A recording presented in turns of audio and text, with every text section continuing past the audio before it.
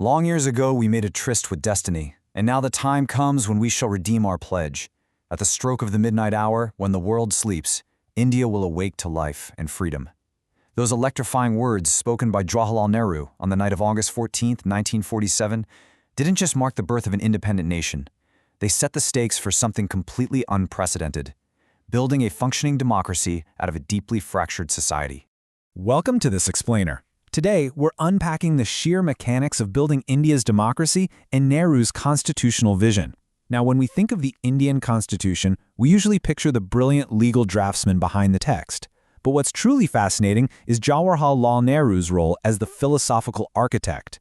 He was the visionary who shaped the spirit of the Constitution to make absolutely sure it belonged to everyone.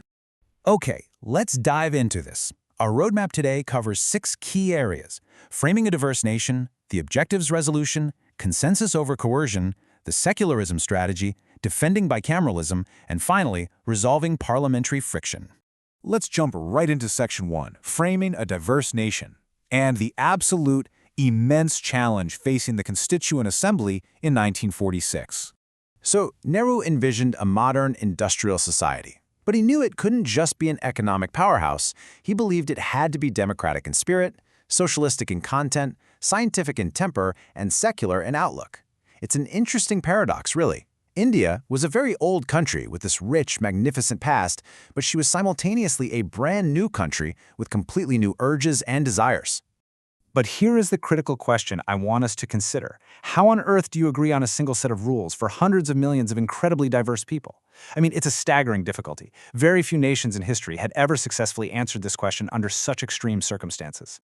To really grasp the stakes, you have to look at the reality of 1946. India wasn't just geographically massive, it was deeply fractured. We are talking about hundreds of millions of people completely divided by religion, caste, language, and region. And hanging over all of this was the fresh, unimaginable trauma of partition. Add to that extremely low literacy rates, rampant poverty, and the massive headache of integrating princely states and old feudal arrangements. Writing a constitution under these conditions was literally a high-stakes tightrope walk. So how do you even begin to bridge those massive divides? That brings us to Section 2, the Objectives Resolution, a yardstick for the future.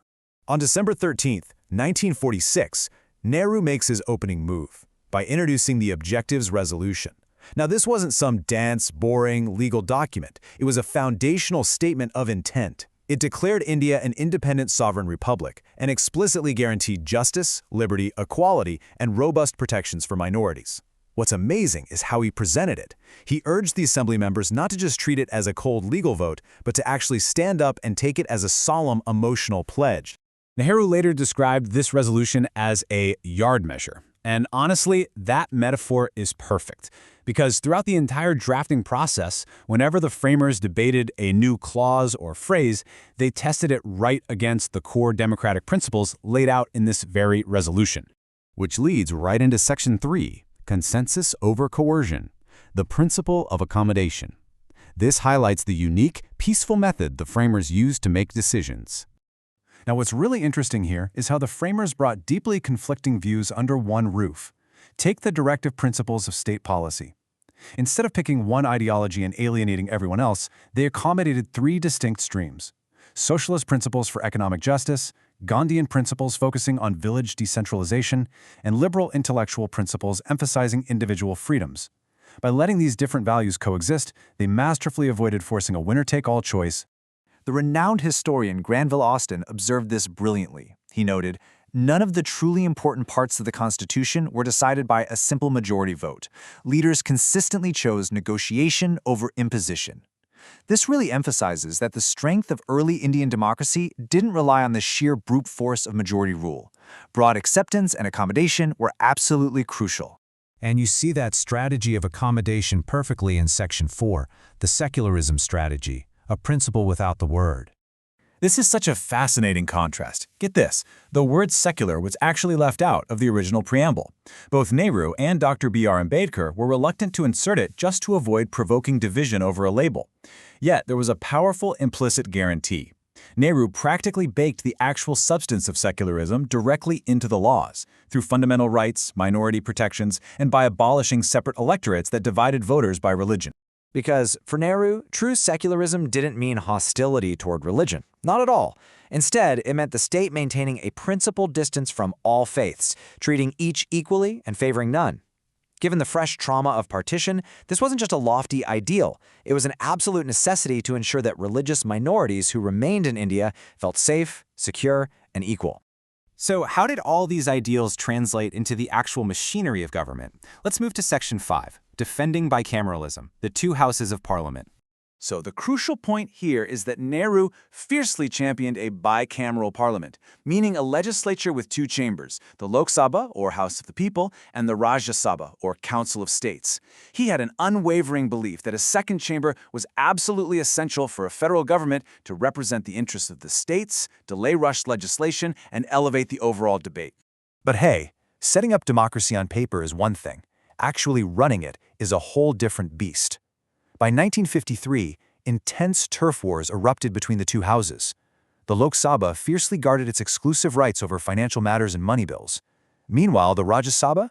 They demanded equal participation in powerful committees and completely refused to be treated as a secondary, mere revising chamber. Early democracy was messy, and it required constant mediation.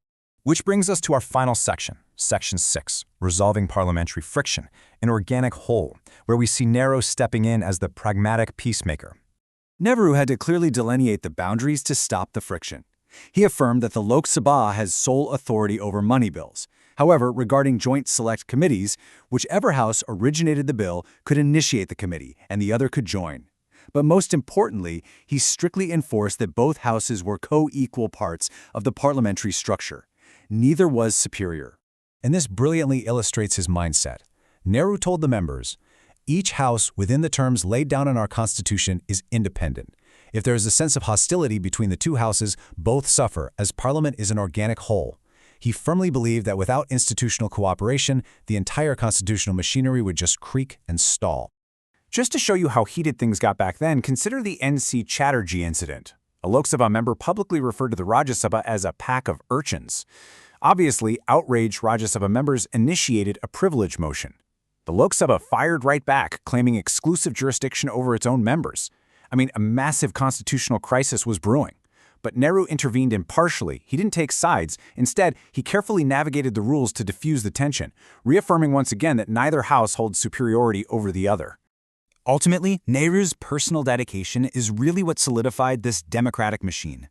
He meticulously respected parliamentary procedures, he loved question hour, encouraged the opposition to offer constructive criticism, and never hesitated to correct his own erring colleagues on the floor of the House.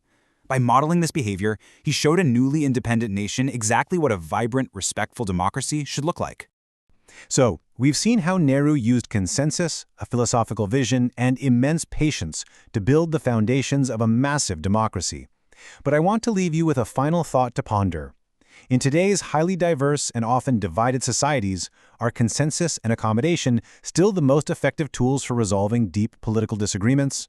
Take that question with you. Thank you for joining me on this explainer, and keep learning.